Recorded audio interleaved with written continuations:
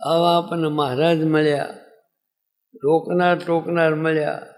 હવે આપણે ખટકો જ ન રાખી તો પણ સુધારો થાય કે ન થાય. એટલે આપણે તકેદારી રાખવી પડે. ઓછું કરો, બહાર વર્તી ઓછી કરો, બધું જોવાનું, ખાવાનું, સાંભળવાનું, રખડવાનું.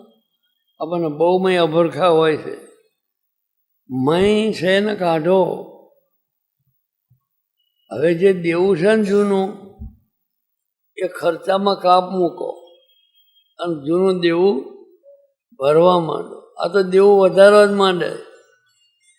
અનંત જન્મથી મેં ભર્યું છે એને કાઢવાનું છે.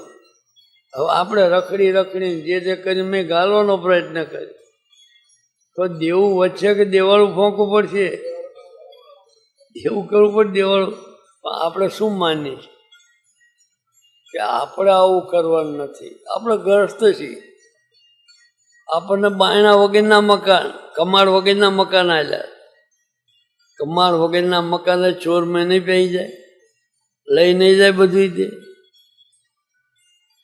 ઉપરથી પૈસાદારને બાયણા મજબૂત રાખો પછી કૂતરાથી સાવધાન રહો, આમ કરો, બધું કરે કે નહીં. એમ જણાવો જોગ મળ્યો, સત્સંગ મળ્યો એને ખૂબ ખટકો રાખવો પડે, એને ખૂબ રાજીપો લેવો પડે. આપણે ઊભા ઘર ચાલવાથી, મનમુખી જીવન જીવવાથી મહારાજનો રાજીપો નહીં થાય. કરોડોના દાન કરવાથી મહારાજ માફ નહીં કરે.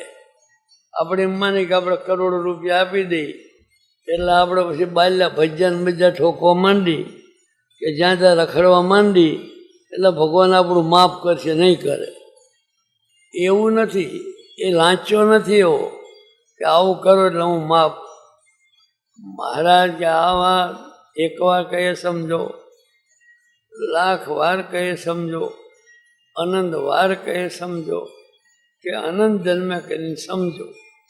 કોઈને સમજ્યા વગર છૂટક્યો નથી નથી નથી.